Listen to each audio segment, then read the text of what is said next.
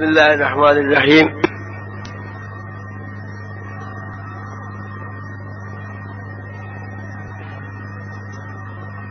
انسان کے اندر جو چیز اس کو زندہ رکھتی ہے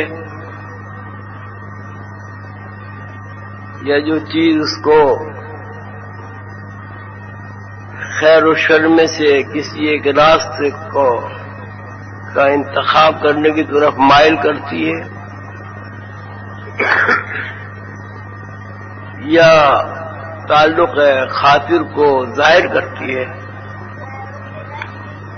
وہ انسان کے اندر جذبات ہوتے ہیں، احساسات ہوتے ہیں، کچھ ایسی کیفیات ہوتی ہیں جن کیفیات کو وہ محسوس تو کرتا ہے لیکن ان محسوسات میں وہ تفہیم نہیں رکھتا۔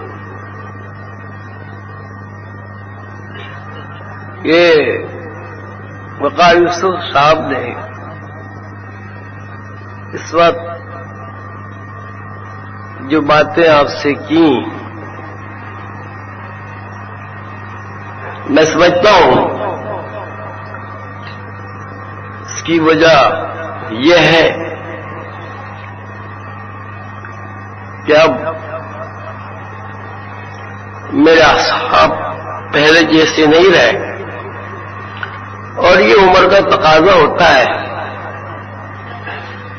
پہلے میں سال میں 6 مہینے میں 2-4 دن کے لیے بیمار ہوتا تھا، پھر ہو جاتا تھا۔ اب صورت یہ ہے کہ جلدی جلدی بیمار ہو جاتا۔ تو میری بیماری کی وجہ سے یا میری انحطاط کی وجہ سے ظاہر ہے بحیثیت بیٹے کے، بحیثیت لخت جگر کے، بحیثیت خون کے، اس طرف ذہن جاتا ہے کہ ایک نعمت ہاتھ سے پہلے ہی نکل چکی ہے اور دوسری جو نعمت ہے اللہ تعالیٰ کی دی ہوئی، اب وہ اس کے اوپر بھی انحطاط شروع ہو گیا ہے۔ ایسی کوئی بات بظاہر مجھے نظر نہیں آتی، اس لیے کہ اللہ تعالیٰ جب کسی بندے کو کسی کام کے لیے منتخب کرتے ہیں تو جب تک اس کام کی تکمیل نہیں ہو جاتی وہ بندہ اگر چاہے بھی تو اس کی اس دنیا سے رشتگاری نہیں ہوتی، اس کو آزادی نہیں ملتی۔ اللہ تعالیٰ کا ایک کائناتی سسٹم ہے، ایک نظام ہے۔ اللہ تعالیٰ کے اس نظام میں، اس سسٹم میں مخلوق کا ہر فرد، درخت کا ہر پتا، پھول کی ہر پکڑی،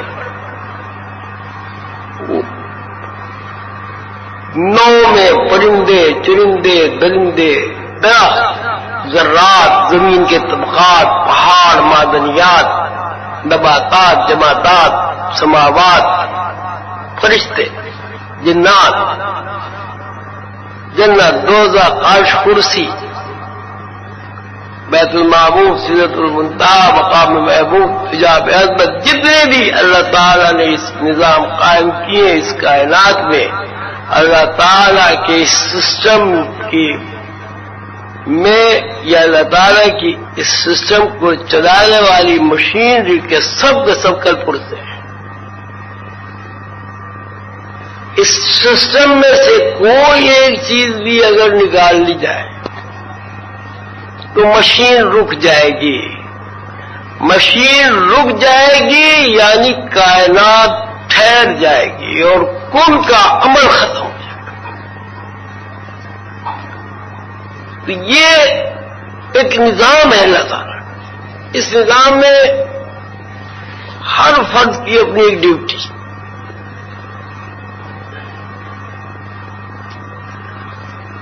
یہ یوں کہیے کہ اللہ تعالیٰ نے ایک ڈرامہ اسٹیج کیا ہوا ہے. آپ نے دیکھا ہوگا کہ جب کوئی ڈرامہ آپ دیکھتے ہیں تو یا تو اسکرین بدلتی ہے، یہ بار بار وہ پردے الٹ پلٹ کرتی ہے. کبھی کوئی پردہ الٹ دیا، کبھی کوئی پردہ الٹ دیا، کبھی کوئی رنگ کر دیا، کبھی کوئی رنگ کر دیا. تو یہ اللہ تعالیٰ نے جو ایک کائناتی نظام بنایا ہے، اس کائناتی نظام میں ہر فرد کی اپنی ایک ڈیوٹی ہے، ہر فرد کا اپنا ایک کردار ہے. یہ یوں کہیے کہ اللہ تعالیٰ کے اس ڈرامے میں ہر فرد ایک ایکٹر یا ایکٹریس کی حیثیت سے کام کر رہا ہے. ڈرامے کی تکمیل اسی وقت ہوگی جب اس میں انصاف بھی ہو، اس میں ظلم بھی ہو، اس میں خیر بھی ہو، اس میں شر بھی ہو، اس میں گرم بھی ہو، اس میں سردی بھی ہو، آندھی و طوفان بھی ہو، سمندر کا مد و جزر بھی ہو، چاند کی چاندنی بھی ہو، سورج کی روشنی بھی ہو، ہر چیز موجود ہو. اس وقت یہ ڈرامہ جو ہے چلتا رہے گا. لیکن ڈرامے میں جو کردار ہے وہ کردار بدلتے رہے. آپ دیکھتے ہیں کتنے باپ مر جاتے پھر اور ان کی جگہ باپ آ جاتے ہیں. کتنی ماؤں کو زمین کھا جاتی ہے، ان کی جگہ اور مائیں آ جاتی ہیں. جو آج بچے ہیں کل وہ باپ بن جاتے ہیں، مائیں بن جاتی ہیں. جو مائیں ہیں وہ کل بوڑھی ہو کے قبر میں جا سوتی ہے اور ان کی ایک ماں کی 4 4 8 8 9 9 10 10 اولادیں ماں باپ بن جاتی. دنیا کا جو کارخانہ اللہ نے بنایا ہے، اس کارخانے میں جو بھی یہاں موجود ہے اس کی اپنی ایک حیثیت ہے. اور وہ حیثیت یہ ہے کہ وہ چاہے یا نہ چاہے اس کو ڈرامے میں کام کرنا ہے. جو اسٹیج ڈرامے کا ہے اس سے اس کو خود کو ظاہر ہونا ہے، اس کو کچھ نہ کچھ کرنا ہے. اب صورت حال یہ کہ اسے کچھ نہ کچھ تو کرنا ہے. ایک صورت یہ کہ اسے بجبر کرنا ہے، ایک صورت یہ کہ اسے بخوشی کرنا ہے. ڈرامہ کی تکمیل نہیں ہوگی اس وقت تک جب تک کہ اس میں کردار نہیں ہوں گے. ہر قسم کے کردار ہونے ضروری. لیکن ایک ڈرامے میں ایک آدمی بجبر و اکراہ اپنا کردار پورا کرتا ہے، دوسرا آدمی اسی ڈرامے میں جبر و اکراہ سے نہیں خوشی سے اپنا کردار ادا کرتا ہے. تو اس ڈرامے میں اللہ تعالیٰ کے بنائے ہوئے اسٹیج کیے ہوئے ڈرامے میں جتنے لوگ جبر و اکراہ سے مجبوری سے اپنا کردار ادا کرتے ہیں ان کو اللہ تعالیٰ اور اللہ تعالیٰ کی مشیت ناپسند کرتی ہے. اور جو لوگ اپنے حصے کا کام خوشی خوشی کرتے ہیں ان کو مشیت اور اللہ تعالیٰ پسند کرتے ہیں. جب ہم کام کی نوعیت کا تذکرہ کرتے ہیں تو کام کی نوعیت کچھ اس طرح بنتی ہے کہ ہر کردار اپنے آپ کو خرچ کر رہا ہے. مثلا آج ایک بچہ پیدا ہوا، وہ بڑھ نہیں رہا، وہ گھٹ رہا ہے. اگر ایک بچے کی عمر کا تعین 60 سال کیا جائے تو بچے کی پیدائش کا ہر منٹ، ہر گھنٹہ، ہر دن، ہر رات، ہر مہینہ، ہر سال گھٹ رہا ہے، بڑھ نہیں رہا۔ ہماری سوچ یہ کہ ہمارا بچہ بڑھ رہا ہے، جب ہم عمر کا تعین کرتے ہیں تو بچہ بڑھ نہیں رہا، بچہ گھٹ رہا ہے۔ اگر اس کی 60 سال عمر ہے تو جب وہ 1 سال کا ہوا تو 59 سال کا رہ گیا، 1 سال اس کا گھٹ گیا۔ جب وہ 10 سال کا ہوا تو 10 سال گھٹ گیا، عمر 50 سال کی۔ پھر جب وہ 20 سال کا ہوا تو عمر 20 سال گھٹ گئی، وہ 30 سال کا رہ گیا۔ تو مقصد یہ ہے کہ یہاں جو بھی چیز موجود ہے وہ گھٹ رہی، ہم یہ سمجھ رہے ہیں کہ بڑھ رہی ہے۔ یہ گھٹنا اگر مجبوری ہے، یہ گھٹنا اگر مجبوری یعنی وہ اس کے اپنے گھٹنے سے واقف نہیں ہے تو مجبوری ہے، مجبوراً گھٹ رہا ہے۔ اگر یہ گھٹنا مجبوراً ہے تو یہ اللہ تعالیٰ کے لیے ناپسندیدہ ہے۔ لیکن اگر یہ گھٹنا اللہ تعالیٰ کی مشیت اور پسندیدگی کے مطابق ہے تو زندگی کا ہر لمحے کا گھٹنا کائنات کے لیے ایثار ہے۔ ہر کردار جو اس ڈرامے میں آ گیا، اس نے اپنا کردار ادا کیا اور ادا کر کے وہ چلا گیا، اور اس جگہ دوسرا کردار آیا، اس نے اپنا کام کیا اور وہ چلا گیا، تو اس کا مطلب یہ ہوا کہ ہر کردار اس ڈرامے کو قائم رکھنے کے لیے ایثار کر رہا ہے۔ جتنی مخلوق اب تک پیدا ہو چکی اللہ کی،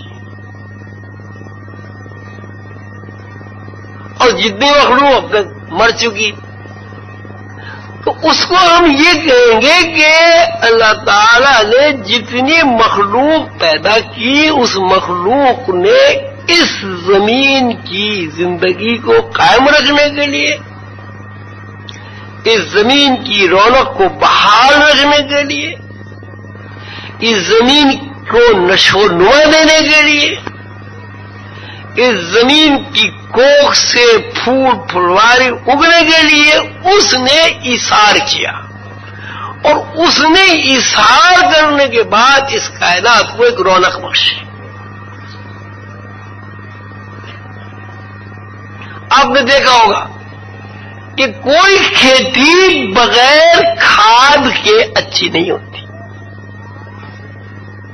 جب ہم زمین کے اندر بیج ڈالتے ہیں تو بیج کی نشو و نما کے لیے ہم کھاد بھی استعمال کرتے ہیں۔ وہ کھاد کیا ہے؟ دراصل وہ کھاد اسی بیج کا ایثار ہے۔ اس بیج کو یا اس درخت کو، اس پٹھوں کو، اس گھاس کو جو بیج سے اگا، جو وہ اگا تو گائے بیل بھینسوں نے اس کو کھایا، کھانے کے بعد اس کا فضلہ بنا، فضلے کے بعد وہ کھاد بن گیا۔ اس کا مطلب ہوا کہ اس گھاس پھوس نے اپنا کردار ادا کرنے کے لیے خود کو نثار کر دیا اور خود کو ایثار کر دیا تاکہ مزید نشو و نما ہو اور مزید بھی زمین سے ہو۔ یہاں ہر چیز ایثار کے اوپر کھڑا ہے۔ ہوا کا ایثار یہ ہے کہ وہ اللہ کی مخلوق کو زندگی عطا کرے۔ پانی کا ایثار یہ ہے کہ وہ اللہ کی مخلوق کے اندر سیرابی پیدا کرے۔ آکسیجن کا ایثار یہ ہے کہ وہ انسان کو، مرتے ہوئے انسان کو زندگی بخش دے۔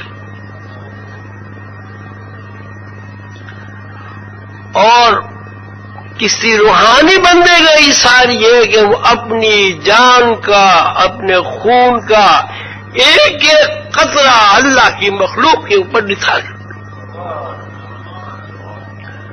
اگر فقیر اللہ کا بندہ، اللہ کا انعام یافتہ بندہ اپنے خون کا ایک ایک قطرہ اللہ کی مخلوق کے لیے نثار نہیں کرتا تو وہ اللہ کا دوست نہیں بن سکتا۔ اس لیے کہ ساری کائنات اگر آپ دیکھیں تو بجائے خود اللہ کا اثار ہے۔ اللہ نہ کھاتا ہے، اللہ نہ پیتا ہے، اللہ نہ سوتا ہے، اللہ نہ جاگتا ہے، اللہ کے نہ اولاد ہے، نہ بیوی ہے، نہ بچے ہیں، نہ خاندان ہے، نہ رشتہ دار ہے، لیکن اللہ کا اثار یہ ہے کہ مخلوق کو کھلا بھی رہا ہے، مخلوق کو پلا بھی رہا ہے، مخلوق کو بیوی بھی دے رہا ہے، مخلوق کو اولاد بھی عطا کر رہا ہے۔ ہم وقت اللہ تعالیٰ اپنی مخلوق کی خدمت میں اس طرح لگا ہوا ہے کہ اللہ کا ایک منٹ بھی اس سے خالی نہیں ہے کہ وہ مخلوق کے لیے ایثار کرتا رہتا۔ اللہ اپنی مخلوق، جب اللہ تعالیٰ فرماتے ہیں الحمدللہ رب العالمین، رب کا مطلب ہی یہ ہے کہ اللہ ایک ایسی ذات ہے جو عالمین کے لیے ایثار کے علاوہ کچھ بھی نہیں سوچتا۔ اللہ ایک ہی بات سوچتا ہے کہ میری مخلوق کو کس طرح فائدہ پہنچے، میری مخلوق کو کس طرح پروٹیکشن حاصل ہو جائے، میری مخلوق کے لیے زمین اتنی سخت نہ ہو جائے کہ جب وہ زمین کے اوپر مخلوق چلے تو ٹھوکر کھا کر گرے اور اس کے چھوڑ لگے۔ میری مخلوق کے لیے زمین اتنی نرم بھی نہ ہو جائے کہ جب زمین کے اوپر مخلوق چلے تو اس کے پیر دس جائیں، وہ چل نہ سکے۔ اللہ یہ بھی چاہتا ہے کہ مخلوق کی جو ضروریات زندگی ہیں اس ضروریات کی زندگی میں کمی واقع نہیں ہو۔ آپ دیکھ رہے ہیں کسی زمانے میں بہت تھوڑی مخلوق سی آدم کے زمانے میں، اب بڑھتے بڑھتے 5 ارب کی آبادی ہے زمین کے اوپر، جو معلوم ہے، نہ معلوم آبادی پتہ نہیں کتنی ہو۔ اللہ کا ایسا ایک نظام ہے، ایسا ایک سسٹم ہے کہ اس نظام میں مخلوق کی تمام ضروریات آٹومیٹک پوری ہو رہی، اور یہ اللہ کا بھی اثار ہے اور اللہ کی بنائی ہوئی کائنات کا بھی اثار ہے، اور اللہ کے وہ بندے جنہوں نے زمین کا، آسمانوں کا اور کائنات کا نظام سے پالا ہوا ہے، ان کا بھی اثار ہے۔ تو یہ جو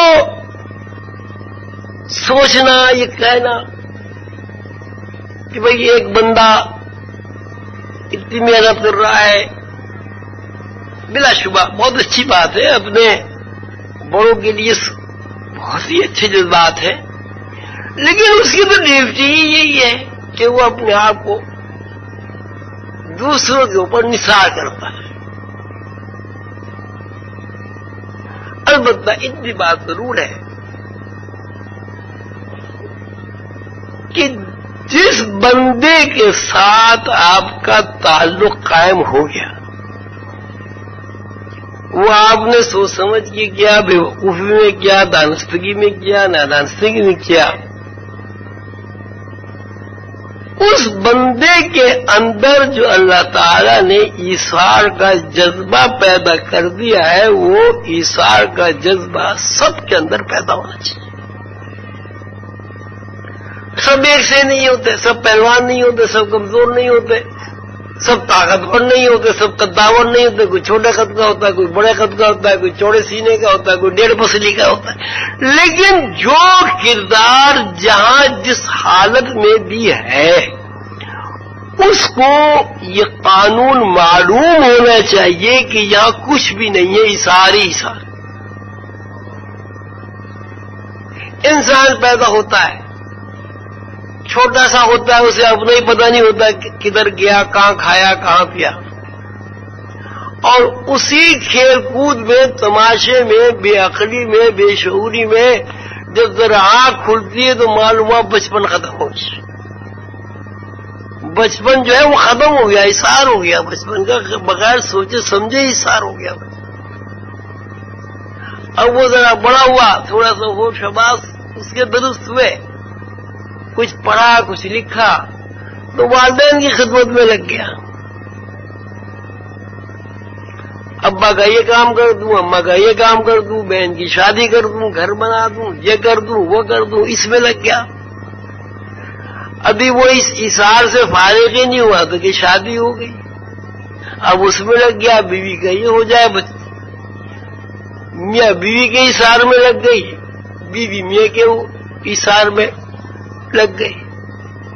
ابھی کچھ دن گزرے تھے کہ اولاد ہو گئی، ماں باپ دونوں اولاد کے اثار میں لگ گئے،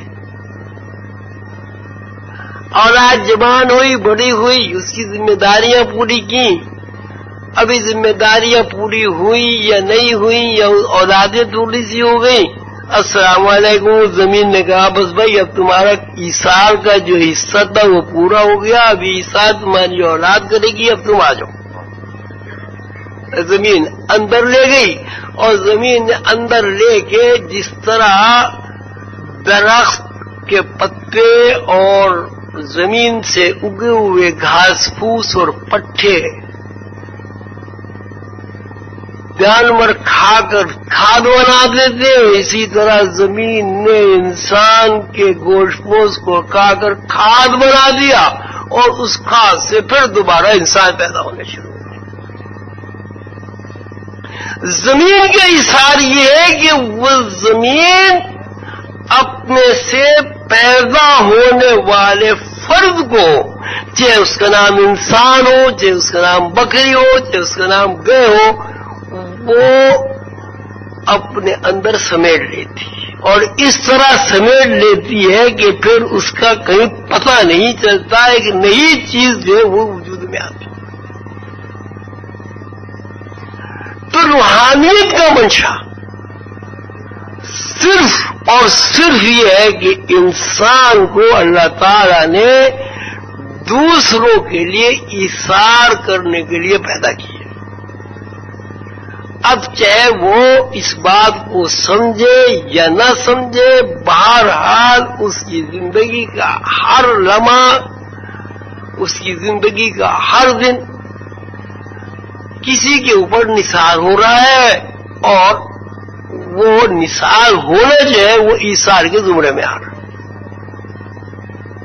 جتنے پیغمبران علیہ السلام تشریف لائے، ان کے حالات و واقعات بھی مسلمانوں کے سامنے، اور خود حضور پاک صلی اللہ علیہ وسلم کی زندگی کے بارے میں جب ہم پڑھتے ہیں، اپنے بزرگوں سے سنتے ہیں، تو رسول اللہ صلی اللہ علیہ وسلم ایک امیر کھاتے پیتے گھرانے کے چشم و چراغ تھے، ان کا خاندان بیت اللہ کا متولی تھا، تولیت تھی بیت اللہ کی، ان کے بہت باعزت ہاشمی خاندان تھا۔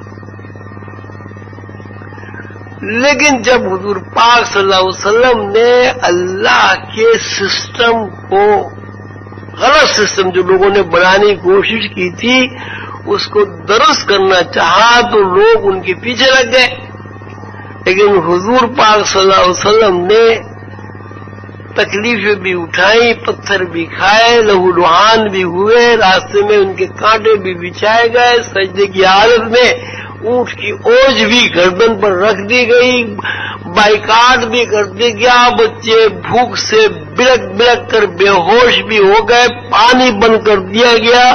انتہا یہ ہے کہ مکے سے اپنے وطن سے نکلنے پر مجبور ہو گئے، لیکن اللہ کے راستے کو، اللہ کی آواز کو انہوں نے نہیں چھوڑا۔ کیوں نہیں چھوڑا؟ اس لیے نہیں چھوڑا کہ رسول اللہ صلی اللہ علیہ وسلم اللہ کے بنائے ہوئے اس قانون سے واقف تھے کہ میری زندگی سوائے ایثار کے کچھ نہیں، میں ایثار کروں گا اس لیے کروں گا کہ جس طرح اللہ نے رب العالمین بن کر کائنات پر اثار کیا ہے، چونکہ اللہ نے مجھے رحمت للعالمین بنا دیا ہے، اس لیے اللہ کا اثار اور میرا اثار ایک ہی بات ہے۔ اور اس کو اللہ تعالیٰ نے فرمایا کہ اللہ فوق ایدیہم، جس نے ہمارے محمد صلی اللہ علیہ وسلم کے ہاتھ پر ہاتھ رکھ دیا، اس نے اللہ کے ہاتھ پر ہاتھ رکھ دیا۔ جس نے ہمارے محمد رسول اللہ ہمارے محبوب سے محبت کی، اس نے اللہ سے محبت کی۔ اس نے اللہ سے محبت نہیں کی، اللہ نے اس سے محبت کی اور اس کو اپنا محبوب بنایا۔ کیوں؟ اس لیے کہ جو اثار خالق کائنات اپنی مخلوق کے لیے کر رہا ہے وہ محمد رسول اللہ صلی اللہ علیہ وسلم نے کر کے دکھایا، اور اسی ایثار کی بنیاد پر محمد رسول اللہ صلی اللہ علیہ وسلم رحمت للعالمین ہو گئے، اور اللہ تعالیٰ نے تمام کائنات میں اعلان فرما دیا وہ ما ارسلناک الا رحمت للعالمین، اے محبوب محمد رسول اللہ صلی اللہ علیہ وسلم ہم نے تجھے تمام عالمین کے لیے رحمت بنا دی۔ ہم رب العالمین ہیں، ہم نہ کھاتے ہیں نہ پیتے ہیں، ہم نہ سوتے ہیں نہ جاگتے ہیں، نہ ہم نے شادی کرتے ہیں نہ ہمارے بچے ہوتے ہیں۔ ہمارا کام یہ ہے کہ ہم اپنی مخلوق کے لیے اثار کریں، اپنی مخلوق کے لیے اپنی مخلوق کی خدمت کریں، اپنی مخلوق کے لیے وسائل فراہم کریں۔ اور اے محمد صلی اللہ علیہ وسلم، چونکہ تم نے بھی وہی ایثار اپنا لیا ہے جو میرا ایثار ہے، اب صورتحال یہ ہے کہ میں رب العالمین کی حیثیت سے اپنی مخلوق کے لیے جب تک مخلوق زندہ ہے وسائل پیدا کرتا رہوں گا، وسائل فراہم کرتا رہوں گا، اور ایک محمد صلی اللہ علیہ وسلم آپ اس کو رحمت سے تقسیم کرتے ہیں۔ وما ارسلناک الا رحمت للعالمین، وسائل مجھے پیدا کرنے، وسائل مجھے فراہم کرنے، اس لیے کہ میں نے مخلوق سے پوچھ کر مخلوق کو پیدا نہیں کیا، اپنی مرضی سے پیدا کیا، اپنی مرضی سے اس کے اندر ضروریات کی زندگی اور تقاضے اور احساسات پیدا کر دیے ہیں، کیونکہ اس کی زندگی بغیر وسائل کے قائم نہیں رہ سکتی، اس لیے کہ میں نے اس کی تخلیق ہی ایسی کی۔ تو یہ ذمہ داری تو میں نے لے لی کہ جب تک کائنات موجود ہے، عالمین موجود ہے، اس وقت تک مخلوق کی ضروریات کا کفیل میں ہوں، اور مخلوق کی ضروریات کا کوئی شعبہ ایسا نہیں ہے کہ جس میں کبھی سکون واقع ہو جائے۔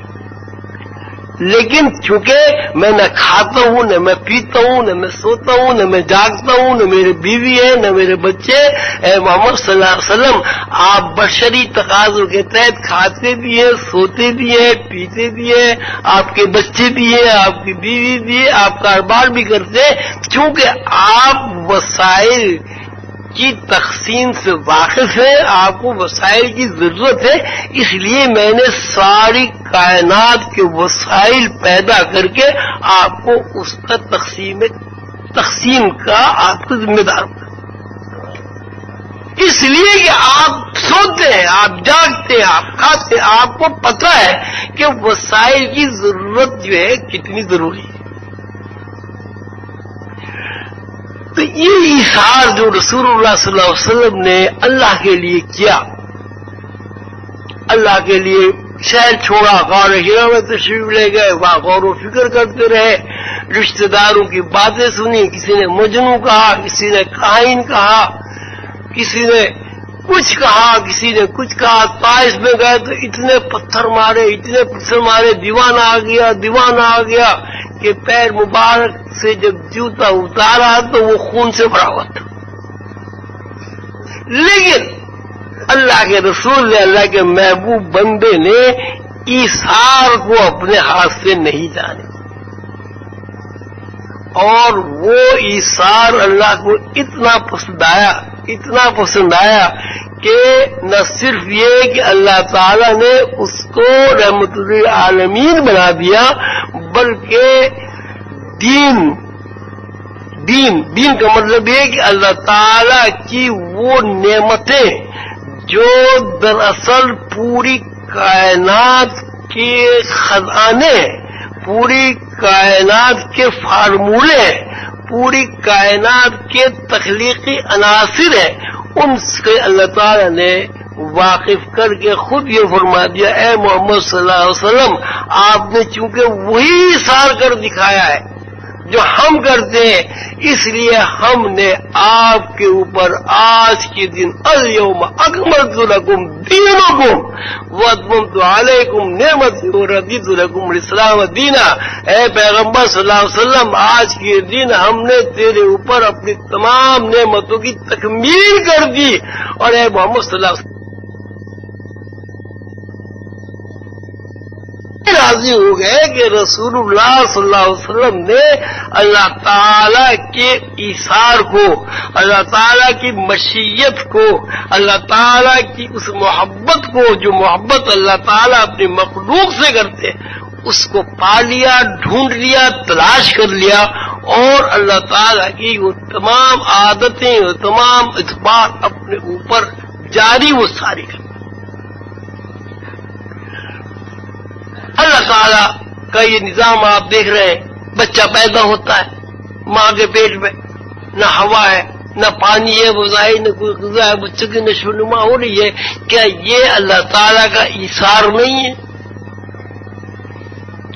یہ تو وہ اللہ تعالیٰ کا ایثار، وہ الذی یصورکم فی الارحام کیف یشاء۔ اللہ تعالیٰ کہتے ہیں دیکھو ہم ماؤں کے پیٹوں میں کیسی تصویر کشی کرتے ہیں، کیسی خوبصورت تصویریں بنا کے نکالتے تھے۔ ماں کا ایثار یہ ہے کہ ماں 9 مہینے تک اپنے بچے کو خوشی خوشی خون پلاتی رہتی پیٹ، پھر بچہ پیدا ہوتا ہے تو 2 سال تک پھر ماں اپنے سینے سے خون کو دودھ کی شکل میں پھر بچے کے اندر اڈیلتی رہتی ہے۔ کیا یہ ماں کا ایثار نہیں ہے؟ باپ صبح سے شام تک دھوپ میں، تپش میں، سردی میں، گرمی میں محنت مزدوری کرتا ہے، بچوں کو نشو و نما کرتا ہے، بچوں کو اچھی تعلیم دلاتا ہے، بچوں کو اچھا کھانا کھلاتا ہے، بچوں کی صحت کا خیال کرتا ہے، کہ یہ باپ کا ایثار نہیں؟ یعنی اگر ہم غور و فکر کریں تو یہ کائنات کو سمجھنے کے لیے صرف ایک لفظ کافی ہے کہ کائنات ایثار کے علاوہ کچھ بھی نہیں۔ یہ جتنے بھی اللہ کے بندے ہوتے ہیں، حضور خان بابا رحمۃ اللہ علیہ نے مجھ سے فرمایا تھا وصال سے پہلے 3 باتیں مجھ سے فرمائی تھی۔ ایک بات تو چونکہ میری ذات سے متعلق ہے، براہ راست اس کو ظاہر کرنے سے کوئی فائدہ نہیں ہے۔ 2 باتیں فرمائی تھی خواجہ صاحب، یہ بات یاد رکھیے گا کہ فقیر کی ذات چمار ہوتی ہے، سید پٹھان خان قریشی انصاری صدیقی عثمانی کچھ نہیں ہوتی، چمار ہوتی، اور ساتھ ساتھ ہی کے چمار پہ آسمان سے بگاڑ اترتی، اس کا کام ہی خدمت کرنا ہے، اس کا کام ہی بگاڑ پوری کرنا ہے۔ اور دوسری بات بھی فرمائے خان صاحب، یہ بات بھی یاد رکھیے گا کہ مشن چلانے والے لوگ دیوانے ہوتے ہیں، عقل و شعور نہیں ہوتا۔ جس روز عقل و شعور آپ کے اندر آ گئی، دیوانی نکل جائے گی، مشن فیل ہو جائے گا۔ اس لیے کہ مشن چلانے والا بندہ سوائے ایثار کے کسی چیز سے واقف ہی نہیں ہوتا۔ فرمایا کسی کو بنانے کے لیے اپنا کھونا پڑتا ہے بہت کچھ، جب تک تم اپنے آپ کو کھو نہیں دو گے دوسرا بندہ کچھ بھی نہیں بنے گا۔ جب تک ماں اپنا خون نچوڑ نچوڑ کر بچے کے حلق میں نہیں انگل دیتی، بچے کی نشو و نما نہیں ہوتی۔ بچے کی نشوونما جب ہوتی ہے جب ماں اپنے خون کا ایک ایک قطرہ بچے کے حلق میں اڈیل دیتی ہے. تو دیوانگی ایک ایسی چیز ہے کہ اس میں آدمی یہ نہیں سوچتا کہ میرے ساتھ کسی نے کیا کیا، وہ یہ سوچتا ہے کہ میں اس کے ساتھ کیا کر سکتا ہوں اور میں نے اب تک اس کے ساتھ ایسا کیوں نہیں کیا. اس کی سمجھنے کی بات نہیں آتی کہ میرے لیے کیا کر سکتا. وہ تو ایک بات جانتا میں اس کے لیے کیا کر سکتا اور میں نے اب تک اس کے لیے کیا کیا، اور اگر نہیں کیا تو کیوں نہیں کیا. حضور قادر بابا نے فرمایا کرتے تھے بھائی پیر مرید کا مسئلہ ایسا ہے کہ پیر جو ہے اپنے مرید کے ساتھ جو بھی کچھ کرتا ہے مرید کو پتہ ہی نہیں، اندھا کھاتا ہے. وہ سمجھتا ہے کہ میں ہوں، میں ہی اپنے پیر و مرشد سے محبت کرتا ہوں، حالانکہ صورت اس کی بالکل برعکس ہے. ایک زمانے میں مجھے یہ خیال بار بار آنے لگا کہ میں اپنے پیر و مرشد سے بہت محبت کرتا ہوں، میرے برابر میرے پیر و مرشد سے کوئی محبت نہیں کر سکتا. بہت ساری باتیں ایسی ہوتی تھی کہ میں اپنے ذہن میں سوچتا تھا وہ حضور قادر بابا تک پہنچ جاتی تھی. تو ایک دن انہوں نے مجھے بٹھا کے فرمایا خواجہ صاحب آپ نے میگنیٹ دیکھا ہے؟ میں کہا حضور دیکھا ہے. کہ لوہا دیکھا ہے؟ میں کہا حضور لوہا بھی دیکھا ہے. کبھی یہ بھی دیکھا ہے کہ لوہے نے میگنیٹ کو کھینچ لیا ہو؟ نہیں صاحب یہ تو نہیں دیکھا. تو کہہ لیں گے پھر مرید پیر سے محبت کیسے کر سکتا؟ مرید اپنے پیر سے محبت کا دعویٰ کیسے کر سکتا ہے جب لوہا میگنیٹ کو نہیں کھینچ سکتا؟ اصل میں پیر اپنے مرید سے محبت کرتا ہے، اس محبت کا جب عکس مرید کے اندر داخل ہوتا ہے مرید یہ سمجھتا ہے میں اپنے پیر سے محبت کرتا ہوں. میگنیٹ لوہے کو کھینچتا ہے، لوہا یہ سمجھ رہا ہے میں اپنے قدم سے چل کر میگنیٹ کی طرف جا رہا ہوں. لیکن اگر میگنیٹ وہاں سے اٹھا لیا جائے تو لوہا ایک بے جان جو ہے وہ اس کے اندر حرکت. میگنیٹ کھینچ رہا ہے، لوہا یہ سمجھ رہا ہے کہ میں چل کے جا رہا ہوں. پیر و مرشد محبت کر رہا ہے، اپنے مرید کے ساتھ ایثار کر رہا ہے. مرید یہ سمجھ رہا ہے کہ میں پیر و مرشد کی طرف بھاگا ہوا چلا جا رہا ہوں. کوئی نہیں بھاگ سکتا. کشش ہے، وہ ایک کشش ہے جو آدمیوں کو کھینچے. آپ کوئی ایبٹ آباد سے آ گیا، کوئی پشاور سے آ گیا. ابھی جیسے وقار صاحب نے کہا اس سردی کے زمانے میں گھر بار کا آرام چھوڑ کے یہاں جنگل بیابان میں پڑے ہوئے. کیوں پڑے ہوئے؟ کشش میگنیٹ ہے، وہ میگنیٹ آپ کو کھینچ رہا ہے. وہ قلندر بابا اور رحمت اللہ علیہ کا میگنیٹ ہے، وہ مجھے بھی کھینچ رہا ہے، آپ کو بھی کھینچ رہا ہے. ہم یہ سمجھ رہے ہیں کہ صاحب ہم پشاور سے یہاں آ گئے. صورت حال یہ ہے کہ آدمی پڑوس میں کسی سے نہیں ملتا، مہینوں ہو جاتے ہیں.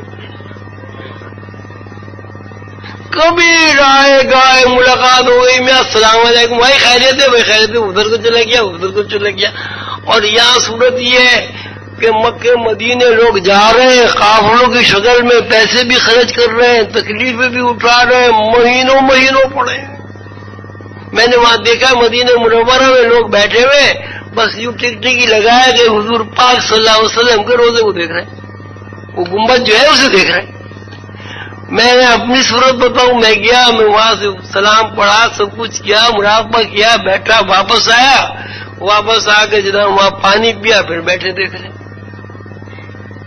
پھر وہاں سے اٹھے، دو چار صفحے پھلانگ گئے، پھر بیٹھ گئے، پھر دیکھ رہے.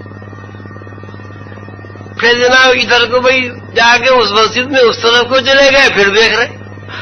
تو میں یہ سوچا کرتا تھا میں دیکھتا کیا ہوں، چکر کیا ہے بھائی؟ میں تو اندر سے سلام بھی پڑھ کے آیا، نفلیں بھی پڑھی، جو بھی کچھ سبھی کرتے ہوں.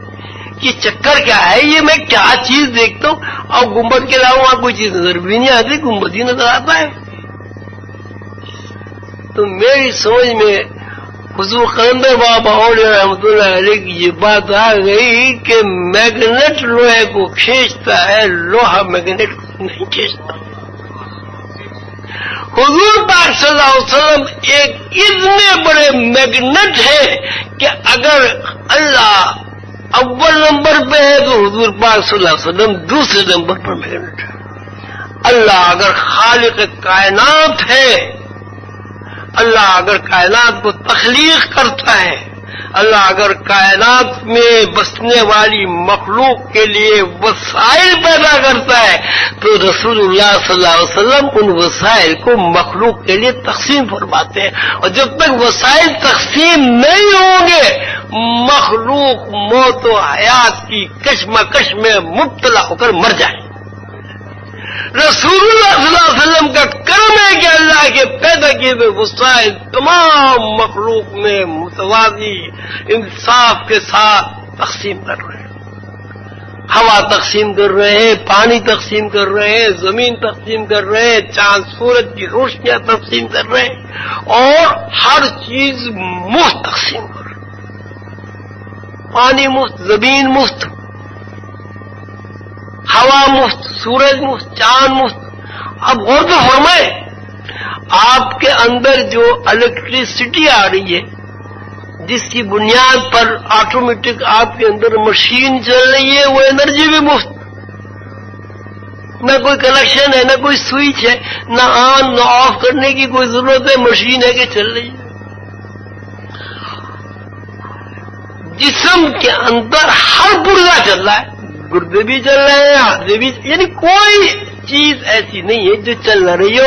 اب یوں ہاتھ پھیر کے دیکھتے ہیں تو کوئی کنیکشن نظر نہیں آتا، پیروں کے نیچے چھو کے دیکھتے ہیں بھائی شاید پیروں سے ہی کوئی کرنٹ گھس رہا ہو تو وہاں کچھ نظر نہیں آتا، زمین پہ ہاتھ پھیرتے ہیں وہاں کوئی کرنٹ محسوس نہیں ہوتا، دائیں بائیں ہاتھ ہلاتے ہیں کہ بھائی کہیں ہاتھ ہی ٹکرائیں تاروں سے تو وہاں کہیں ٹکراؤ واقع نہیں ہوتا، لیکن مشینیں کہ چل رہی، کیوں چل رہی ہے، کہاں سے چل رہی ہے؟ وہ اصل میں ایک میگنیٹک فیلڈ ہے۔ اللہ تعالیٰ میگنیٹ ہے، ایک میگنیٹک فیلڈ ہے۔ وہ میگنیٹ اللہ تعالیٰ کے جو اس کے اندر لہریں ہیں، انوار ہیں، روشنی ہے، وہ اس فیلڈ میں دور کر رہی ہیں، چل رہی ہیں، اور وہ میگنیٹک فیلڈ سے بہت سارے لوگ سیراب ہو رہے ہیں اور وہ چل رہے ہیں، پھر رہے ہیں، حرکت کر رہے ہیں۔ وہ فیلڈ کیا ہے؟ میگنیٹ کیا ہے؟ میگنیٹ اللہ میں ہے، میگنیٹ فیلڈ جو ہے وہ رسول اللہ صلی اللہ علیہ وسلم، اور رسول اللہ صلی اللہ علیہ وسلم کے بعد ان کے محبوب بندے اولیاء اللہ ہیں۔ حضور قلندر بابا اولیاء رحمۃ اللہ علیہ لال شہباز قلندر ہیں، ابو علی شاہ پانی پت کے قلندر ہیں، خواجہ غریب نواز ہیں۔ یہ میگنیٹک فیلڈ کے تار، ان تاروں سے برقی رو نکل رہی ہے اور ساری کائنات میں پھیل رہی ہے۔ اللہ تعالیٰ فرماتے ہیں میرے ایسے بندے ہیں کہ جن کی وجہ سے میں بارش برساتا ہوں، میرے ایسے بندے جن کی وجہ سے زمین کے اندر کھیتیاں اگتی ہیں، میرے ایسے بندے کہ جب میرے بھروسے پر وہ کسی سے کوئی بات کہہ دیتے ہیں تو میں اپنے اوپر لازم کر لیتا ہوں کہ اس کو پورا کر دوں۔ ایک دن میں بیٹھا ہوا حضور قلندر بابا اولیاء کے پاس، مغرب کے بعد کا وقت تھا، میری اندر کی آنکھ کھلی، میں حیران پریشان رہ گیا۔ میں نے یہ دیکھا کہ حضور قلندر بابا اولیاء رحمۃ اللہ علیہ کے اندر ایک فنر کی طرح دائرے، جیسے گھڑی میں نہیں دیکھا، گھڑی میں مجھ سے یہ فنر دائرے ہیں، بے شمار دائرے ہیں، اور ان دائروں میں تار بندھے ہوئے ہیں، کہیں آسمان کا تار بندھا ہوا ہے، کہیں فرشتے کا تار بندھا ہوا ہے، کہیں جنات کا تار بندھا ہوا ہے، کہیں سورج کا تار بندھا ہوا ہے۔ ان کا دماغ چل رہا ہے اور دماغ کے اندر سے جیسے جیسے ارادے میں حرکت ہوتی تار ہل رہے، اور ہر تار کے ساتھ ہر مخلوق متحرک ہو رہی ہے اور چل رہی ہے۔ حضور قلندر بابا کے اندر ایک لہریں آ رہی ہیں، اوپر سے روشنی آ رہی، روشنیوں کا طوفان آ رہا ہے، 4 آبشاریں. میں نے دیکھا کہ 4 آبشاریں ان کے اندر آئی اور 4 نورانی نہریں، 4 نورانی آبشاریں اس کے اندر حضور کے اندر اس طرح جذب ہو گئی جیسے گلاس کے اندر آپ ڈراپر سے قطرے ڈالتے. وہ جب نہریں ان کے اندر آئی اور ان کے اندر کا جو تار برقی سسٹم ہے وہ متحرک ہوا تو ہر دائرے میں ایک مخلوق بندھی ہوئی نظر آئی، ہر دائرے میں ایک عالم نظر آیا اور کئی دائروں میں عالمین نظر آئے. یہ کیا ہے؟ بات وہی ہے کہ اللہ تعالیٰ میگنیٹ ہے، رسول اللہ صلی اللہ علیہ وسلم میگنیٹ فیلڈ ہے، اور اس فیلڈ کے اندر دور کرنے والی جو روشنی ہے وہ اولیاء اللہ ہے. حضور قلندر بابا اولیاء رحمت اللہ علیہ. تو جب حضور قلندر بابا اولیاء رحمت اللہ علیہ سے یہ بات میں نے پوچھی کہ حضور میں نے یہ کیا دیکھا، تو مسکرائے اور مسکرا کے فرمائے خواجہ صاحب بات یہ ہے کہ اگر 1 کھرب نظام شمسی میں 13 کھرب میں جب کام کرتا ہوں تو ہر عالم میں انڈیپینڈنٹ کام کرتا ہوں. بہگا حضور اتنی سخت، اس نے تو اتنے فرشتے بھی ہوں گے، اتنا کام بھی کرنا ہوگا. کہنے کہ ہاں میرا جو روٹین کا کام ہے اس روٹین کے کام میں 25 سے 35 فرشتوں کی بیک وقت آواز سن کر ان کو آرڈر دے دیتا ہوں. میرا حضور کائناتی سسٹم اتنا بڑا، وہاں کیا کس طرح آپ کریں تو کہے خالد صاحب آپ یہ سمجھے کہ کائنات میں بھی فائل ورک ہوتا ہے، اور میری جو اسپیڈ ہے کائناتی نظام چلانے کی وہ 1 گھنٹے میں 1 کروڑ فائل، 1 گھنٹے میں 1 کروڑ فائل پڑھ کے دیکھ کے 200 کر کے پھینک دیتا.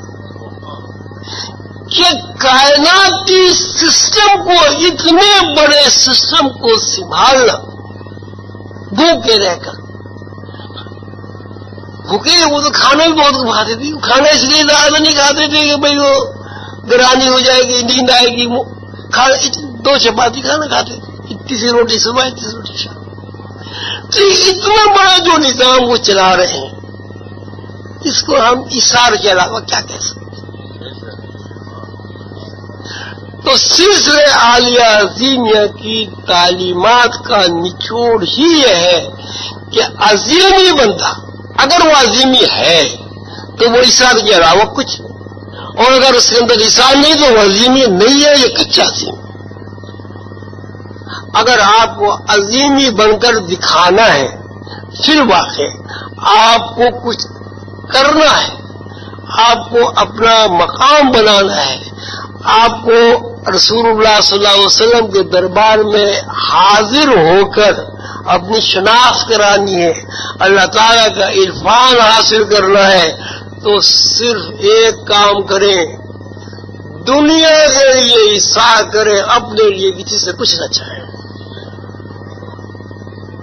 اگر آپ نے یہ طریقہ اختیار کر لیا جو قلندر بابا اولیاء رحمت اللہ علیہ کا ذاتی طریقہ ہے تو آپ کامیاب ہیں. اور اگر یہ طریقہ اختیار نہیں کیا تو پھر بس ٹھیک ہے، ایک میلہ ہے، اپنا خوشی تو ہو ہی جاتی ہے. بھئی آدمی جو ہے وہ کہتے ہیں کیا ہے، وہ آدمی جو ہے سوشل اینیمل ہے،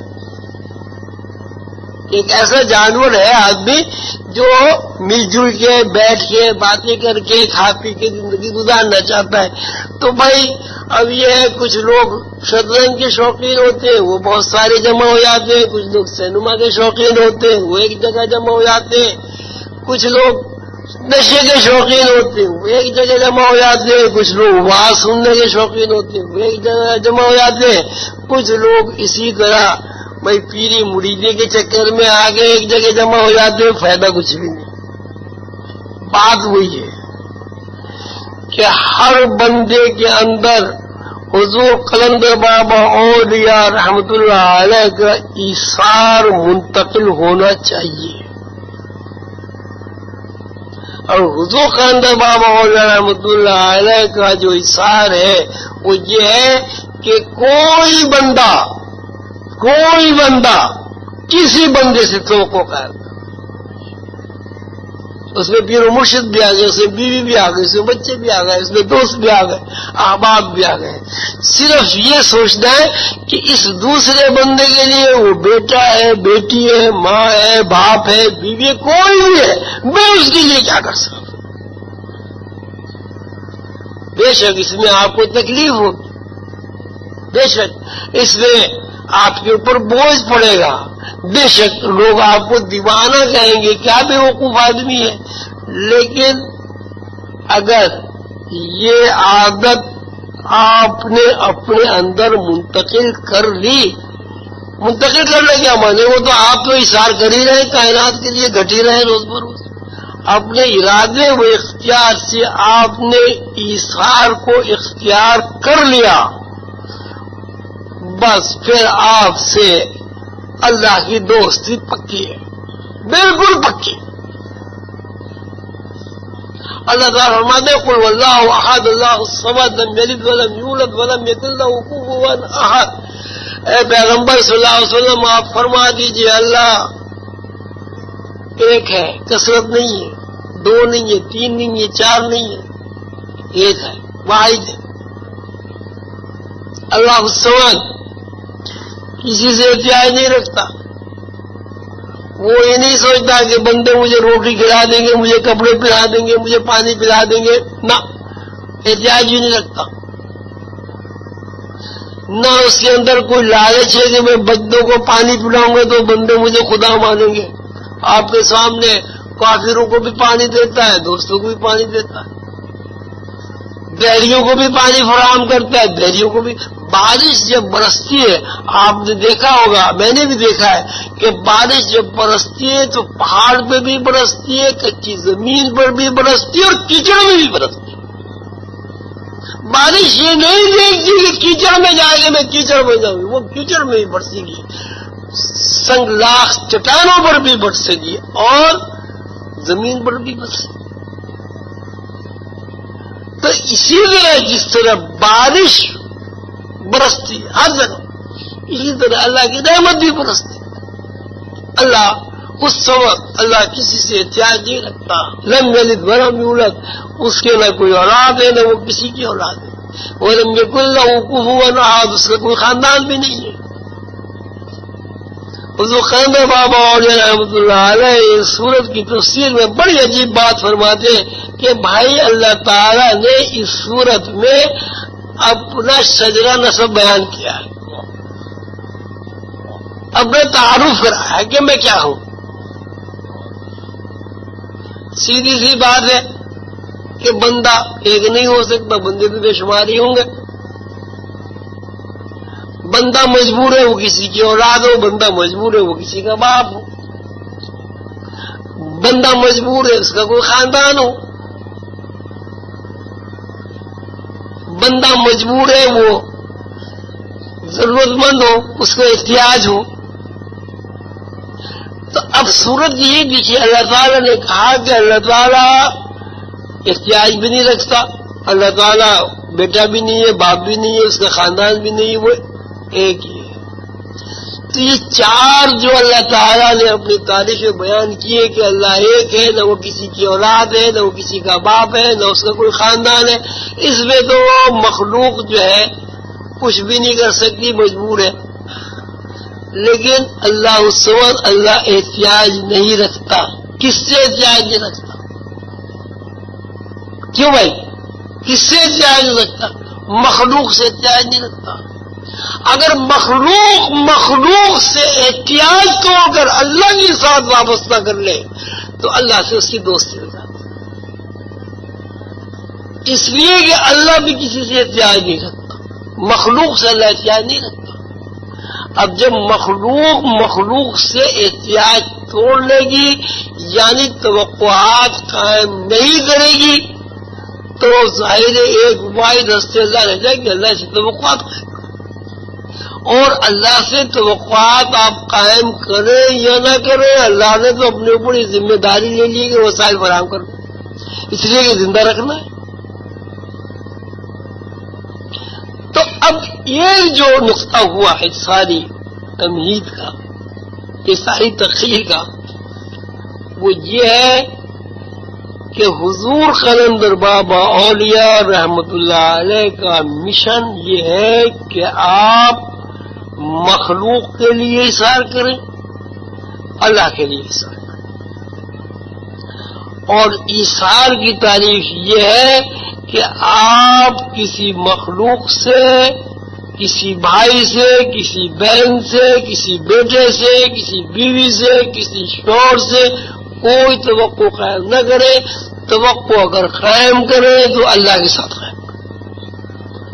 اللہ ہی دیتا ہے. بیٹا کس نے دیا؟ اللہ نے دیا. ماں کس نے بنایا؟ اللہ نے بنایا. وسائل کس نے فراہم کیے؟ اللہ نے فراہم.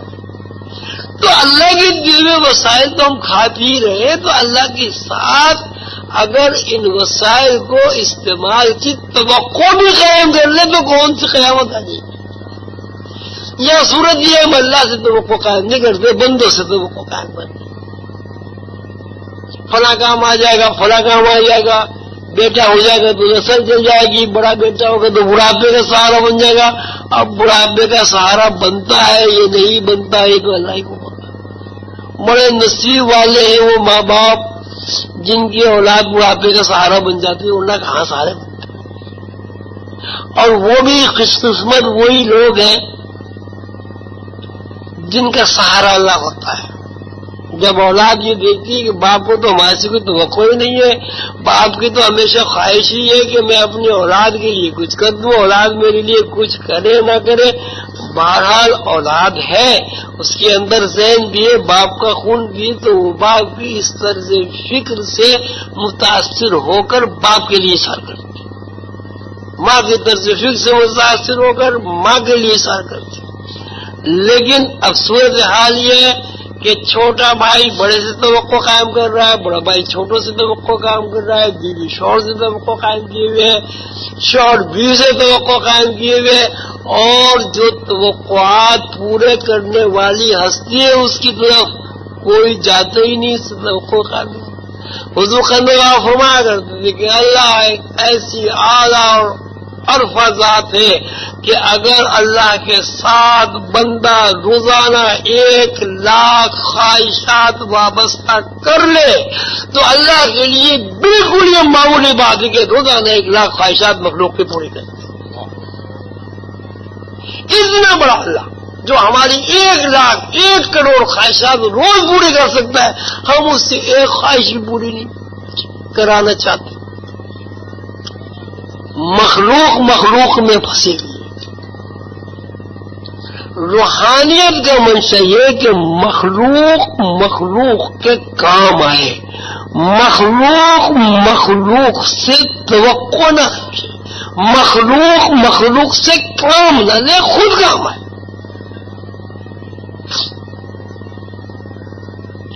ایک ربائی ہے اس وقت نباؤ نے سنائی تھی، سرمد ایک بزرگ گزرے اورنگزیب کے زمانے میں، سرمد ایک بزرگ گزرے، اللہ والے آدمی تھے، فقیر تھے، اور وہ کہا کرتے تھے لا الہ، وہ کوئی اللہ نہیں. اورنگزیب عالمگیر نے ان کو پکڑ بلایا کہ صاحب یہ تو کفر ہے کہ آپ لا الہ کہتے ہیں. کہ نہیں بھائی کفر کیوں ہے؟ میں نے اللہ کو دیکھا نہیں تو میں اللہ کا اقرار کیسے کروں؟ تم یہ بتاؤ کہ جی اللہ کو تو کوئی نہیں دیکھ سکتا. وہ کہا ٹھیک ہے، اگر اللہ کو کوئی نہیں دیکھ سکتا کیا اللہ خود کو دکھا سکتا ہے؟ اورنگزیب نے کہا ہاں اللہ تو خود کو دکھا سکتا ہے. کہ جس کو دکھا دے گا اللہ کہہ دوں گا، نہیں دکھاتا میں تو لا الہ کہہ دوں گا. جب وہ مجھے خود کو دکھاتا نہیں میں اس کو اقرار کیسے کروں؟ شہادت کیسے کروں؟ جھوٹی شہادت ہے. میں منافقت نہیں کر سکتا. میں نے اللہ کو نہیں دیکھا، میں اللہ کا اقرار نہیں کروں. میں نے اللہ کو نہیں دیکھا اس لیے لا الہ کہتا ہوں کہ اللہ نہیں. تو وہ مقدمہ چلا اور کیا ہوا، سیاسی معاملات سے اس کا وہ اورنگزیب نے آرڈر دے دیا کہ ان کی گردن مار دی جائے. جلاد تلوار لے کے چلا جیسی اس نے تلوار کھینچی تو سرمد شاہی سے انہوں نے کہا بیا بیا بہر رنگے کے میائی منترا خوب می شراسم، آپ جلدی آئیے، آپ جس رنگ میں بھی آ رہے ہیں میں آپ کو خوب پہچانتا ہوں۔ جلاد نے گردن پہ تلوار مار دی، گردن وہاں جا کے گری، خون کے ہر قطرے سے الا اللہ الا اللہ الا اللہ، اب لا الہ نہیں کہا۔ تو انہی سرمد کی ایک ربائی حضور اکثر پڑھا کر دیتے، سرمد غم عشق بالحوث را ندہن، بڑے خوش ہو کے پڑھتے تھے، سرمد غم عشق بالحوث را ندہن، سوزے دل پروانہ مگس را ندہن۔ سرمد یہ جو عشق کا غم ہے یہ بالحوث لوگوں کو نہیں ملتا، یہ تو انہی لوگوں کو ملتا ہے جو اشار کرتے ہیں۔ تو وہ خواب قائم کرنے والے بندوں کو غم عشق نہیں ملتا۔ سرمد غم عشق بالحوث را ندہن، بالحوث لوگوں کو تو یہ غم عشق ملتا ہے۔ سوزے دل پروانہ مگس را ندہن، کہ پروانے کے دل میں جو سوز ہے، پروانے کے اندر شمع کے اوپر نثار ہونے کا جو جذبہ ہے،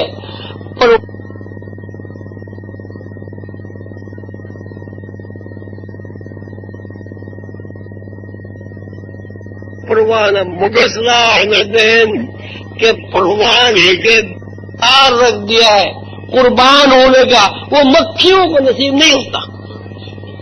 سوزے دل پروانہ مگر مکھیوں کے نصیب میں پروانے کے دل کا سوز تو آتا ہی نہیں۔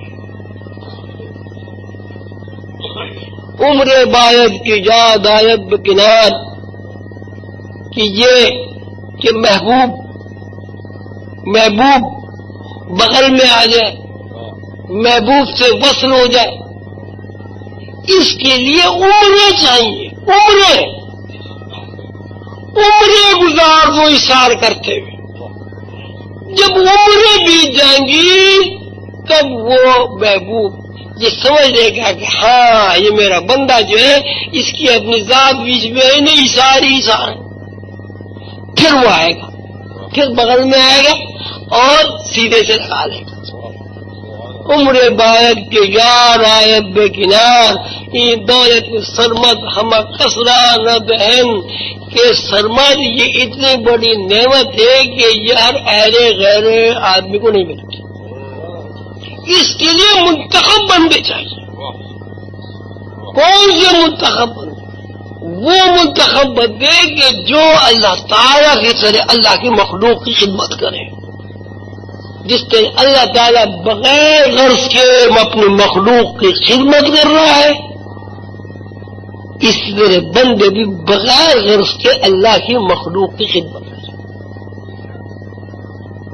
جب یہ صورت کسی انسان کے اندر پیدا ہو جاتی ہے کہ وہ اللہ کی مخلوق کی خدمت اس طرح کرے جس طرح اللہ اپنی مخلوق کی خدمت کر رہا ہے، بس پھر حضور خیمد بابا اولیاء رحمۃ اللہ علیہ کے فرمان کے مطابق کہنے کہ خواجہ صاحب جب کوئی بندہ اللہ کی مخلوق کی خدمت اس طرح شروع کر دیتا ہے، بغیر غرض کے، بغیر لالچ کے، بغیر صلاح و ستائش کے، جس طرح اللہ کرتا ہے، تو اللہ اتنا خوش ہوتا ہے کہ اس بندے کو اٹھا کر اپنی گود میں اٹھا لیتا ہے۔ تو آپ لوگ مخلوق سے توقعات قائم کر کے اللہ کی گود سے محروم کرو، مخلوق سے رشتے قائم رکھو، توقعات توڑ دو۔ مخلوق سے رشتہ تو ٹھیک ہے، مجبوری ہے، لیکن مخلوق سے توقعات قائم رکھنا جو ہے وہ اللہ کو ناپسندیدہ ہے، اس لیے کہ سارے وسائل جو مخلوق سے آپ کو ملیں گے وہ بھی تو اللہ کے بنائے ہوئے۔ قلندر بابا اولیاء رحمۃ اللہ علیہ کی تعلیمات کی روشنی میں ہم سب لوگوں کے اوپر یہ فرض عائد ہوتا ہے کہ ہم اللہ کی مخلوق کی خدمت کریں اور اللہ کی مخلوق کی خدمت اس طرح کریں کہ اس کے پیچھے نہ صلہ و ستائش کی تمنا ہو اور نہ ہمیں اس مخلوق سے کوئی توقع قائم رکھنی چاہیے۔ آپ سب لوگ اتنی دور دراز سے تشریف لائے، آپ سب لوگوں نے میرے لیے حضور قلندر بابا اولیاء رحمۃ اللہ علیہ کے لیے ایثار کیا، اپنے وقت کا ایثار کیا، اپنے پیسے کا ایثار کیا، اپنے آرام و آسائش کا ایثار کیا۔ میں آپ سب لوگوں کے لیے دعا گو ہوں کہ اللہ تعالیٰ آپ کے اس ایثار کو قبول فرمائے اور حضور قلندر بابا اولیاء رحمۃ اللہ علیہ کے ارشاد کے مطابق ہم سب کے اندر سے مخلوق کے ساتھ جو توقعات وابستہ کرنے کے جذبات ہیں وہ ختم ہو جائے۔ ہماری توقعات کا اگر کوئی محور ہو، ہماری توقعات کا اگر کوئی ٹارگٹ ہو، کوئی نشان ہو، وہ اللہ کے علاوہ کوئی نہ ہو۔ اس کے بعد میرا خیال ہے کافی دیر ہو گئی، آپ لوگوں کو بھوک بھی لگ رہی ہوگی۔ وقار صاحب نے اپنی تقریر میں بڑی جذباتی بہت ساری باتیں کہی، ممکن ہے آپ لوگوں کو اس سے کچھ محسوس ہوا ہو کہ بھئی ہمارے اوپر تنقید ہو رہی ہے۔ بات تنقید کی نہیں ہے، بات سچی ہے۔ وہ یہ ہے کہ جب ہم یہ دیکھتے ہیں کہ اتنے طویل عرصہ گزر گیا، ہمارے کارکنان نہایت مخلص، نہایت محنت والے، نہایت جانفشانی سے کام کرنے والے، اپنے آرام و آسائش کو چھوڑ کر اپنے پیر و مرشد کے لیے ایثار کرنے والے، سب کچھ ہونے کے باوجود خدمت کا جذبہ بھی ہے، خلوص بھی ہے، ایثار بھی ہے، لیکن ہم جب یہ دیکھتے ہیں کہ ہماری روحانی ترقی محدود ہے تو افسوس ہوتا ہے۔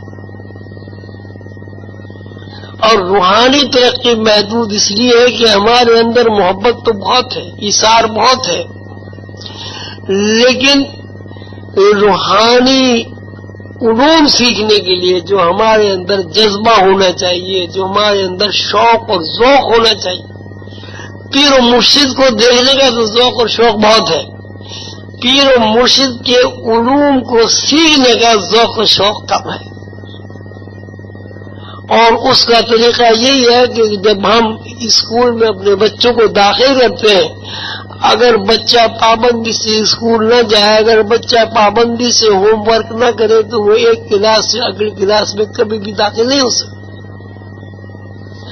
تو سلسلہ عظیم ہے کہ جتنے بھی کارکنان، میرے دوست، میرے بچے، میری بہنیں، میری بیٹیاں یہاں موجود ہیں، ان کو اپنے اوپر یہ لازم کر لینا چاہیے کہ کچھ بھی ہو جائے مراقبہ ضرور کرنا۔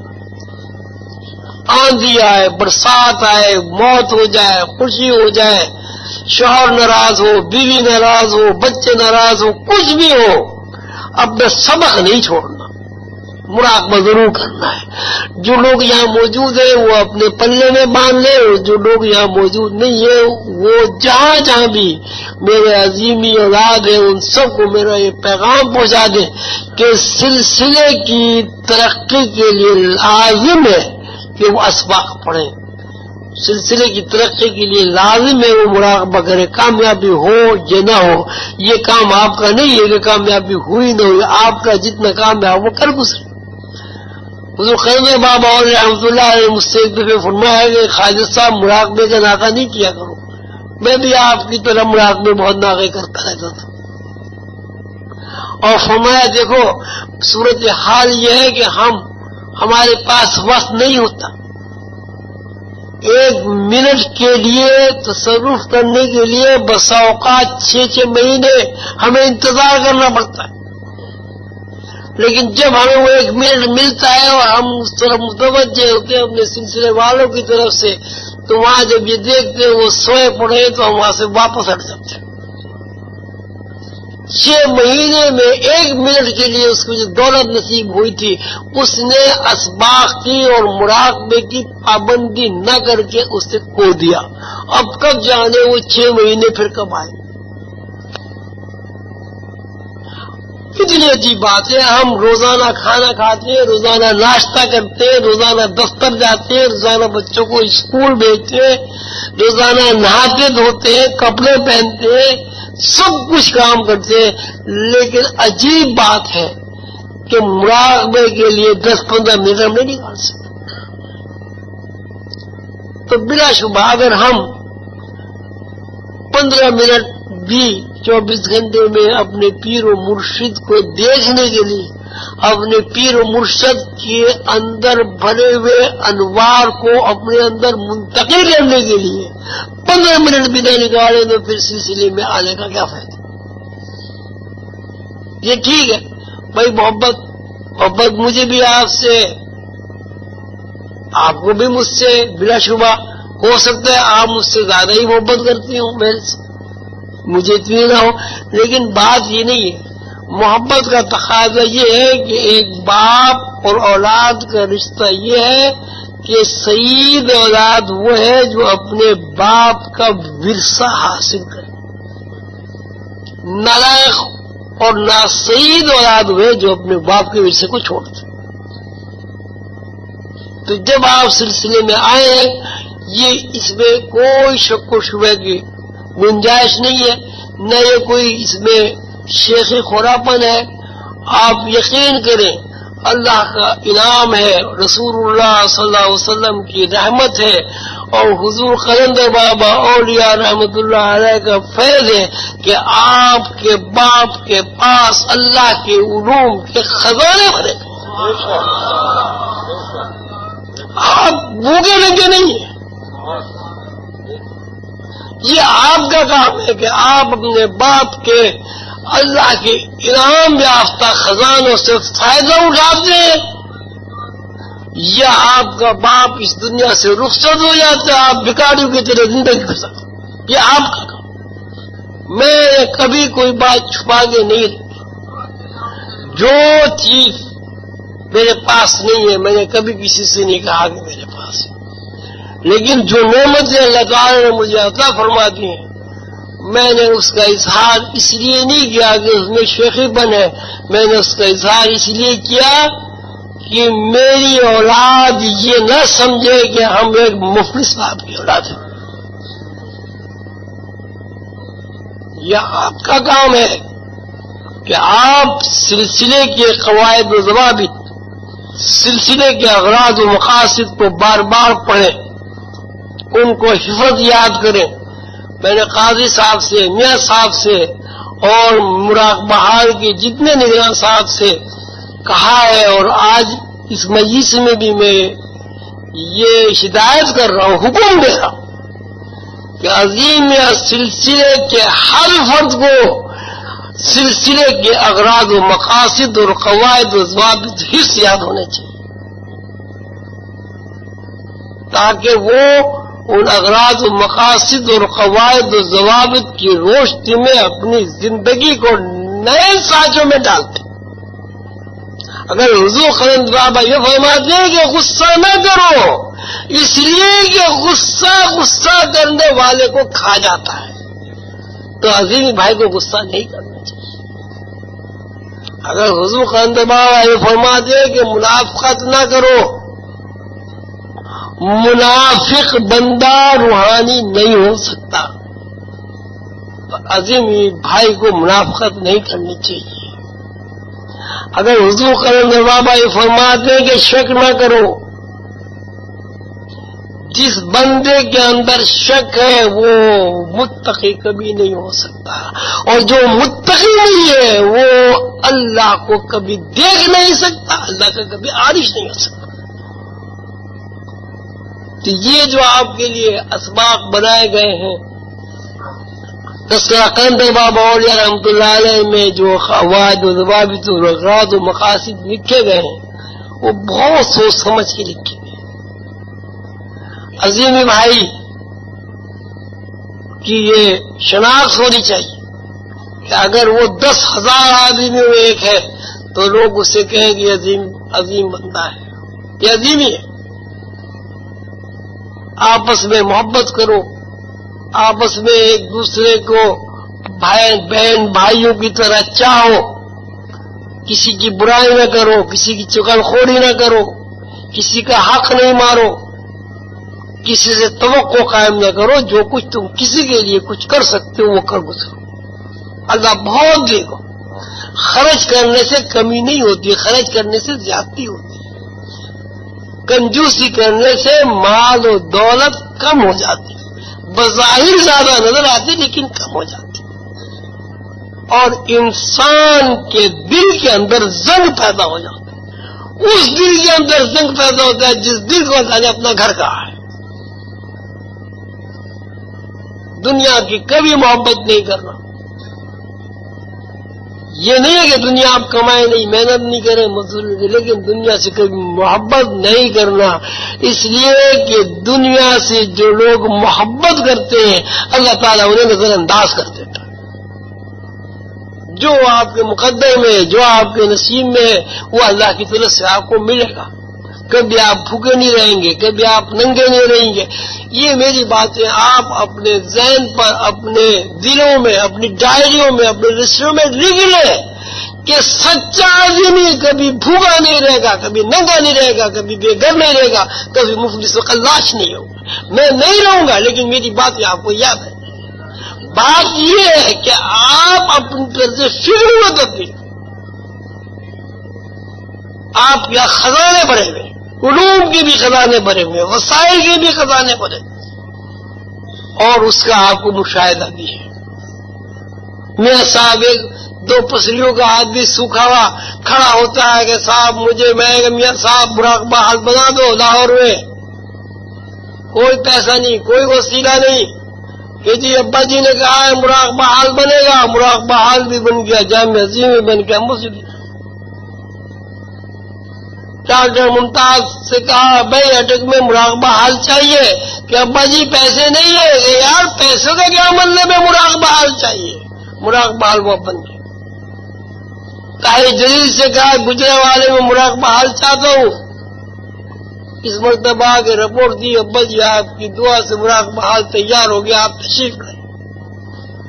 چنجوٹ میں، فیصل آباد میں، لندن میں، مانچسٹر میں ڈاکٹر ممتاز حیدر صاحب بیٹھے بیٹھے بات ہوئی، ان لوگوں نے ایک تجویز رکھی، جناب مانچسٹر جیسے مراقبہ حال بن گیا۔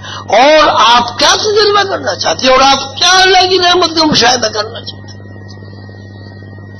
یہاں آپ کراچی میں بیٹھے ہوئے، اتنی بڑی جگہ آپ کو اللہ نے دی تھی، 64 گز کا گھر لوگ نہیں بنا سکتے، 120 گز کا گھر بنانے میں لوگ سالوں گزار دیتے ہیں، قرضے نہیں ملتے۔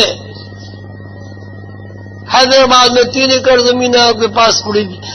اس کا مقصد یہ ہے کہ اللہ تعالی کی طرف سے آپ کو دینی اور دنیاوی وسائل دونوں ملے گا،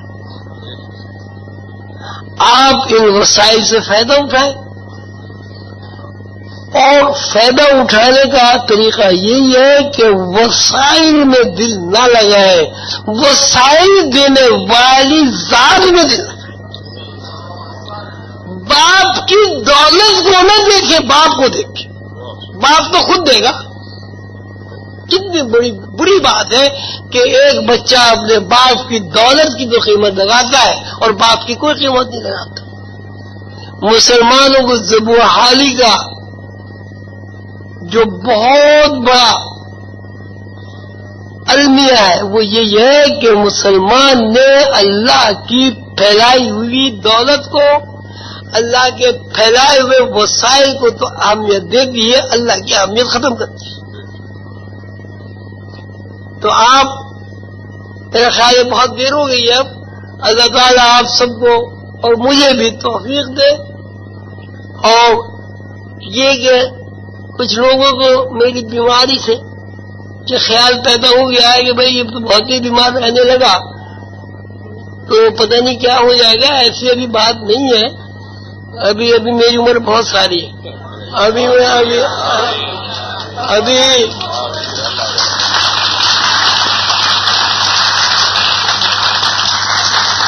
ابھی بہت سارے کام کر ابھی اللہ میاں کے بہت سارے کام کر رہے ہیں. اب یہ کہ بھائی جو بلیاں اللہ میاں بلائیں گے چلے جائیں گے، لیکن میرا ایسا لگتا ہے کہ ابھی اللہ میاں کے بلانے کا کوئی خیال نظر نہیں آ رہا. ویسے بھائی اللہ میاں کی مرضی ہے، وہ قادر مطلق ہے.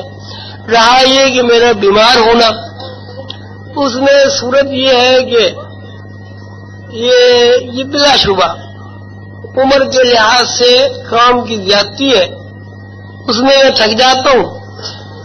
اور جب بھی میں بیمار ہوتا ہوں، میرا یہ تجربہ ہے، تو میرے اندر ایک نئی صلاحیت اور ایک نیا ولولہ پیدا ہو جاتا ہے.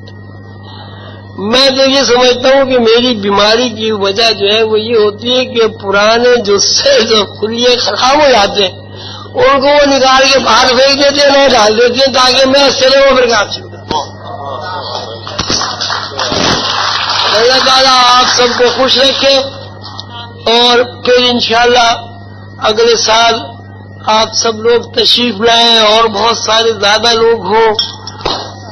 آئندہ بس یہی میری آپ سے نصیحت ہے کہ روحانی علوم سیکھنے کی طرف توجہ دیں. جتنے مراقبہ حال کے نگران صاحبان ہیں وہ بہت سارے لوگ جیسے قاضی صاحب ہیں، وہ لوگوں سے تقریریں بھی کراتے ہیں، خواتین سے بھی تقریریں کراتے ہیں. اس کا حلقہ وسیع کرتے. تمام مراقبہ حال کی انچارج صاحبان ایسے لوگ آگے لائیں جن کے اندر ذرا سے بھی صلاحیت ہو، اس صلاحیت کو بیدار کریں. ان کو تقریر بھی کرنی آنی چاہیے، ان کو علاج معالجہ بھی کرنا آنا چاہیے، اور ان کے اندر حلم اور بردباری بھی پیدا ہونا چاہیے. ایک بات میں آپ سے عرض کروں، مجھے میرے پیر مرشد خنبر بابا رحمۃ اللہ علیہ نے یہ نصیحت فرمائی کہ بحث کسی سے نہیں کرنا.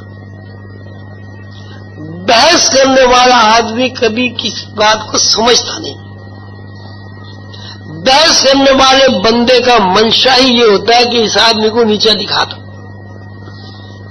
وہ آپ سے بحث اس لیے نہیں کرتا کہ وہ کچھ سمجھنا چاہتا ہے، وہ آپ سے بحث اس لیے کرتا ہے کہ آپ کو نیچا دکھانا چاہتا ہے. تو بھائی جو ہم تو ہیں ہی نیچے، چمار کے چمار، ہمیں کوئی نیچا کیا دکھائے گا، ہم تو خود ہی نیچے. تو ہمیں کیا مصیبت پڑی، ہم کہتے ہیں بھائی تیرے آگے ہم ہاتھ جوڑتے ہیں، بھائی ہم تو تیرے پیروں کی خاک بھی نہیں ہے، بھائی ہمیں کچھ نہیں آتا، بھائی تیرا علم زیادہ ہے. ہمیں جو آتا ہے ہماری بات اگر تجھے سن لی بھائی سن لے، تیری بڑی مہربانی. اور اگر بھائی تجھے ہماری بات نہیں سننی تو بے شک تیرا علم زیادہ ہے، بھائی ہمارا بحث نہ کرے اور اصرار نہ کرے. اپنی بات کے کوئی سنے اس کو سنا دے، کوئی نہ سنے اس کو برا نہ کہے، اس کو گالی نہ دے، اس کے اوپر اپنی علم کی دھاگ نہ بٹھائے.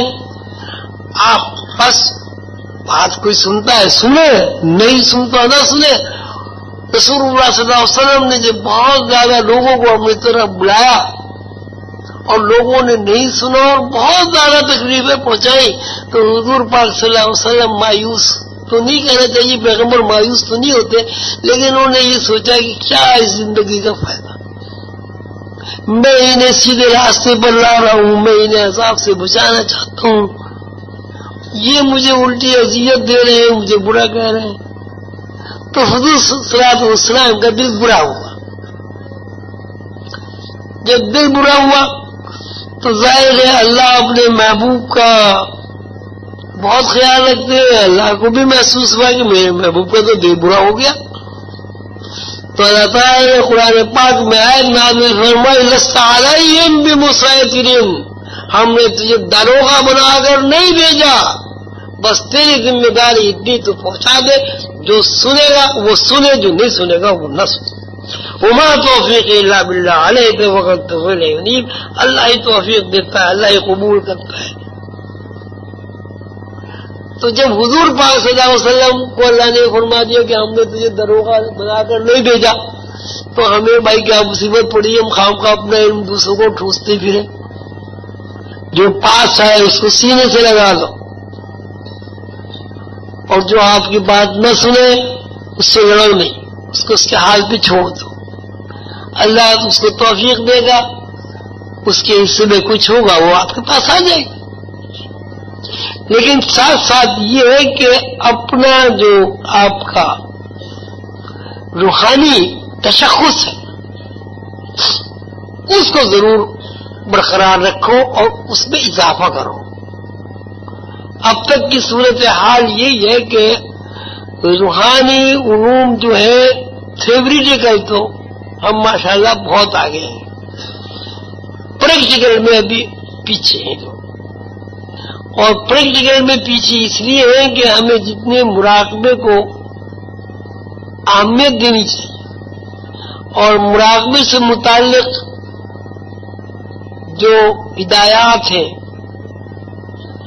ان کو جتنی اہمیت دینی چاہیے اس کو ہم اہمیت نہیں دے رہے ہیں۔ تھوڑی سی جدوجہد اور کوشش سے مراقبے کو اہمیت دیں، مراقبے میں ناغہ نہ کریں، کبھی یہ نہ سوچیں مجھے یہ نظر آ گیا مجھے وہ نظر آ جائے، یہ نظر آیا تو اب کیوں بند ہو گیا، کچھ نہیں۔ ایک بچہ جب اسکول میں داخل ہوتا ہے نرسری میں تو استاد ABCD پڑھاتا ہے تو بچہ کبھی یہ نہیں سوچتا ABCD کیا، وہ ABCD پڑھتے چلا جاتا ہے۔ لیکن وہی بچہ اگر ABCD کے معنی تلاش کرنے لگے تو کچھ بھی نہیں پڑھ سکتا۔ وہ تھوڑے دن میں مس کی مس ماں کے پاس گئی، اپنے بچے کو لے جاؤ جی یہ نہیں پڑھ سکتا، یہ تو یہ کہتا ہے A کیوں ہے B کیوں ہے C کیوں ہے C D کیوں نہیں D B کیوں نہیں، بھائی یہ نہیں پڑھ سکتے، دوسرے بچوں کو بھی خراب ہونے کیسے لے جاؤ۔ تو یہ روحانی پریکٹیکل میں یہ بھی ایک بڑی رکاوٹ ہے کہ آدمی کچھ دیکھنا چاہتا ہے،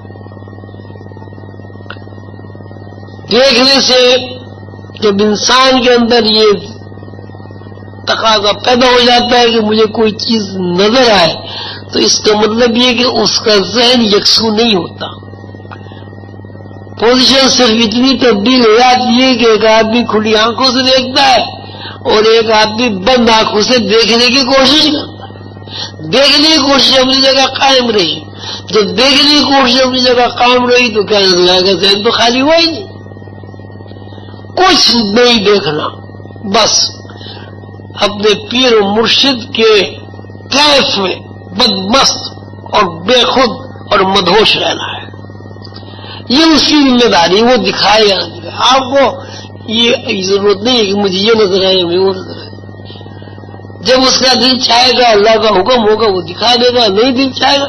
یہ تھوڑی بات ہے کہ پیر و مرشد کے تصور میں آدمی سارے دن ساری رات رہے، ایک اس کے اوپر نشہ چھایا رہے، یہ تو بے نصیب بڑی چیز۔ تو یہ جب آدمی اس طرف جاتا ہے کہ مجھے یہ نظر آ جائے مجھے یہ نظر آ جائے میں صاحب کشف و کرامت ہو جاؤں، تو اس سے چلا ہوا راستہ بھی آدمی پیچھے ہو جاتا ہے اور راستہ اس کا کھوٹا ہو جاتا ہے۔ اپنے پیر و مرشد کو دیکھنا ہے، اپنے پیر و مرشد کا تصور قائم کرنا ہے، اپنے پیر و مرشد کی طرز فکر کو اپنانا ہے اور اپنے پیر و مرشد کو ہی سب کچھ سمجھنا، بس یہی روحانیت کا اصول ہے۔ اس اصول کے تحت جب کوئی بندہ چلتا ہے اللہ تعالیٰ اسے کامیابی عطا فرماتے ہیں۔